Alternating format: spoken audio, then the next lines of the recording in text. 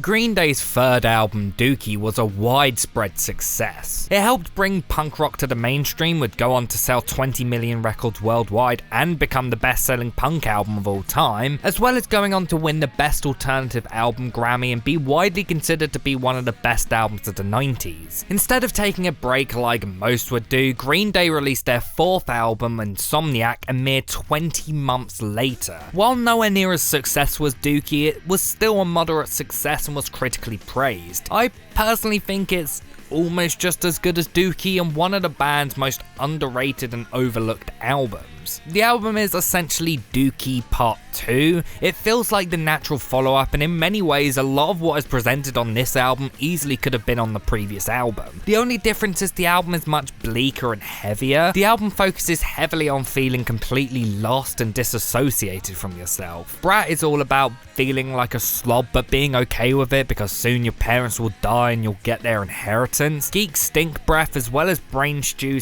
/ Jaded are about Billy Joe Armstrong taking crystal meth. No Pride is all about Billy being rejected from the punk community following their success. 86 is about how the band were banned from Gilman Street's infamous venue. Panic Song is about how the band would get panic attacks caused by the state of the world. Stuart and the Avenue is about being dumped. Tightwad Hill is about growing out of the things that you once found fun to do, and Walking Contradiction is about being a completely introverted loser. The darker edge on this album definitely makes it stand out, but not in a way where I think they basically reinvented themselves here. This is still very much the same stuff that they had done for 3 albums already, but the songwriting here is just incredible. Billy sings with this incredibly witty, sarcastic edge, which makes the darker lyrics at times pretty hilarious. The instrumentation is some of the heaviest of the band's career, basically turning everything up to 11 and playing faster than they ever had done before. Songs like Brat and Panic Song are some of the most explosive and exciting songs of their entire discography. Similar to Dookie, this album shows just how incredible this band are at writing really catchy pop songs while punching you in the gut with punk rock aggression, angst and energy. However, I definitely don't think you can make the argument that this album is this completely unique, standout record. It is basically just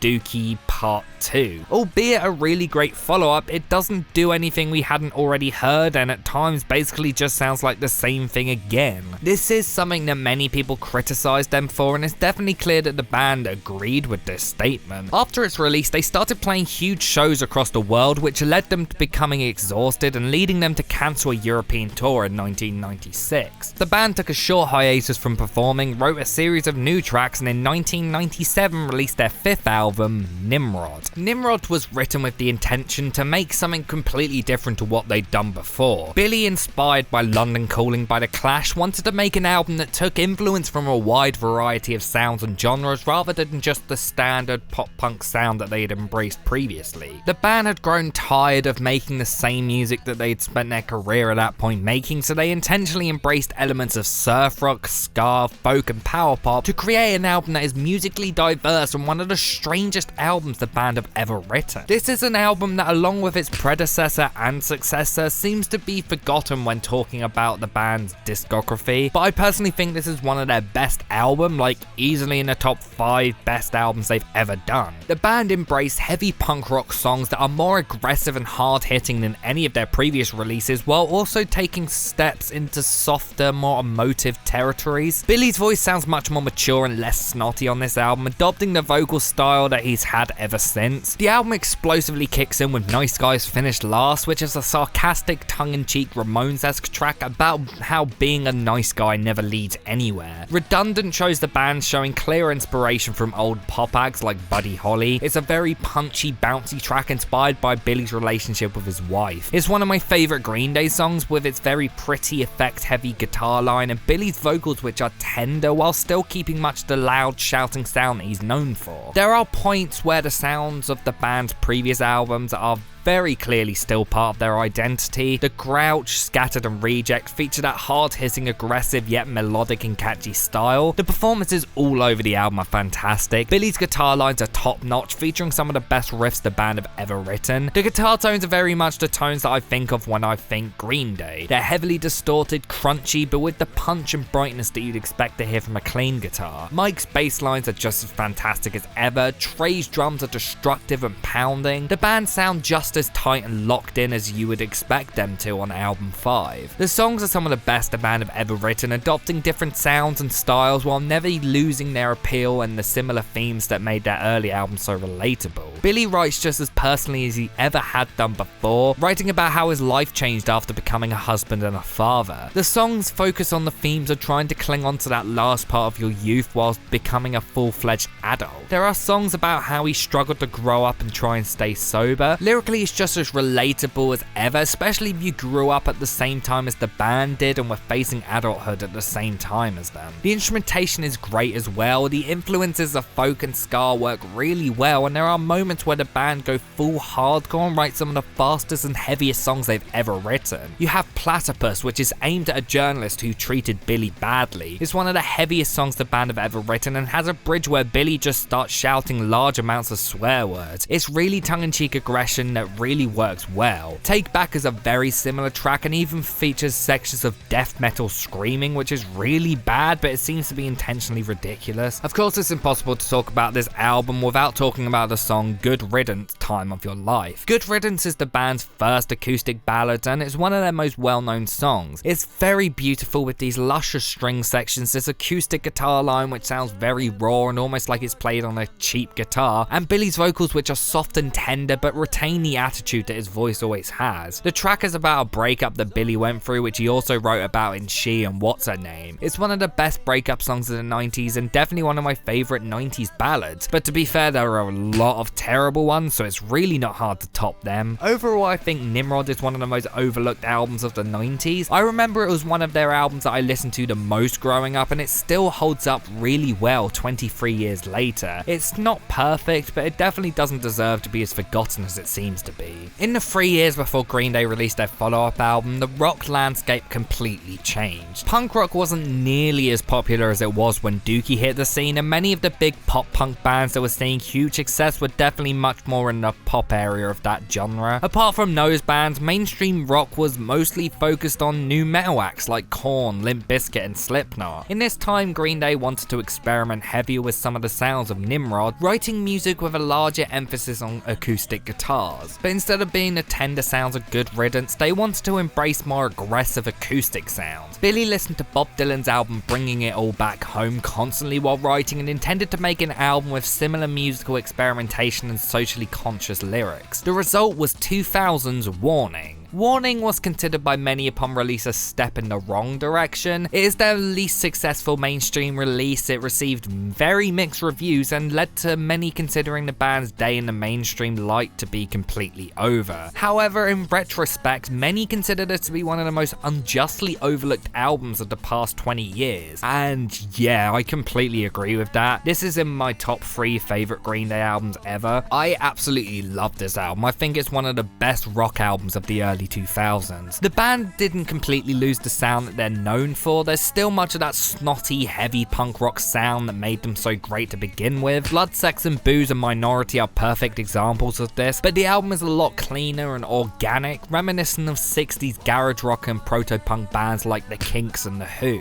It has the feeling of rebellion that the best folk acts like Bob Dylan have, and it blends that in with the punchy and bouncy sound that I love about the band. Songs like Church on Sunday blend the distorted, crunchy guitar lines that Billy is known for, with a sugary pop vocal line and chord progression, this great organ line that adds an almost psychedelic sound to the track, and romantic lyrics about accepting a lover's differences from you. The lyrics on this album are much more uplifting and brighter than anything else the band have ever done, but there is still a lot of the angst in this album, especially in some more politically charged moments. Minority is definitely the best example of the political themes on the album coming through, and it's just an all-around fantastic song. One of the best they've ever ever written. Listening to it now feels like just a taste of what was to come from the band, with its lyrics about standing up for your own beliefs and not jumping on the bandwagon. The production and instrumentation is still to this day some of the most interesting and experimental the band have ever displayed. There are loads of different sounds on the album, including harmonicas, mandolins, pianos, synthesizers, accordion, strings, horns, saxophones, and my favorite instrument name ever, the Vibraslap. The Vibraslap.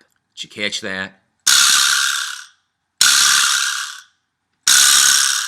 Going through and re-listening to this album made me remember how much I love this album. Every song is fantastic, there isn't a single dull or bad moment on the album. My favourite track on the album is easily Misery, which is the most underrated song the band have ever done. The track features this mariachi band style, which makes it sound like something pulled directly from an old Alfred Hitchcock horror movie. I remember always finding this track so creepy, but it was so fascinating to me as a kid. I listened to it constantly and tried to work out every sound on the track and the song's meanings. It's this beautiful painting about the consequences of doing bad things, and it's told through these very expressive and violent lyrics which show the band's clear Bob Dylan influence perfectly. It's one of the rare moments in Green Day's discography where Billy experiments with storytelling, and I think he does a really good job with it. Is Warning a perfect album?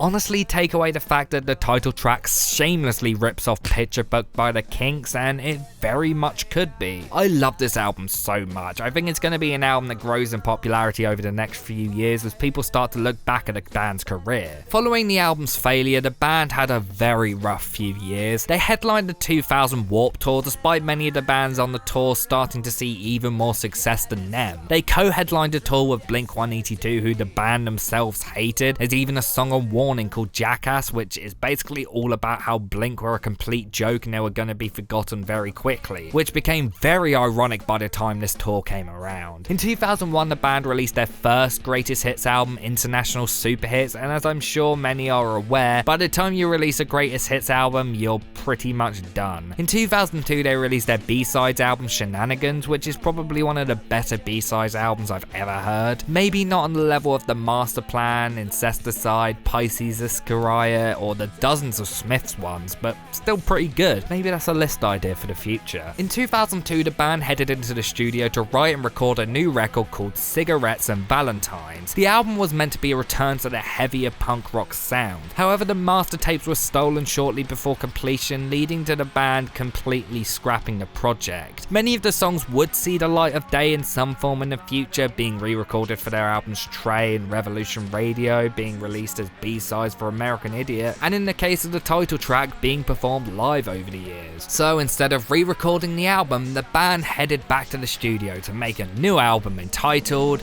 Money Money 2020. In 2003, Green Day started a new side project called The Network. This band were a new wave / post-punk band who performed in concealed identities. Green Day constantly denied that the band was them, but it was officially confirmed a few years ago that it definitely was them. The band featured the trio of Green Day along with their touring guitarist Jason White, engineer Chris Dugan, and possibly producer Rito Peter. The identity of member Captain Underpants hasn't been officially confirmed, but it's heavily rumored to be Rito Peter, which would make a lot of sense because there is a song on the album that has his first name as the title. I remember when I discovered The Network years later, I was really confused. This music is nothing like Green Day in any way, and because of that, I hated it at first. None of the band's instrumentation or vocals really sounds like what you'd expect. Billy and Mike share lead vocal duties, with Trey doing lead vocals on one of the songs as well. The instrumentation is very synth heavy, with none of the band's distinct instrumentation styles coming through. There are points where Billy's vocals are very obviously him and have that whiny, snotty voice you would expect from him, but much of it is completely different. But after rediscovering and re-listening to this album for this review, I realized that it is really great. This band were essentially a love letter to bands like Devo and similar more quirky and weird new wave bands. This one album is really great and overlooked. Honestly, if you love that weird sound that some of the more experimental and punky new wave bands had then I highly recommend this album because it's strange and full of some of the most interesting music that Green Day has ever written. Within a few years post-Warning, the state of the world had completely changed. America was at war, it was being led by a president no one had any faith in, and there was confusion, fear, and anger all throughout the air wherever you'd go. Green Day took this all into account when they decided to make a new album under their name. They got together with recurring producer Rob Cavallo, spent $650,000,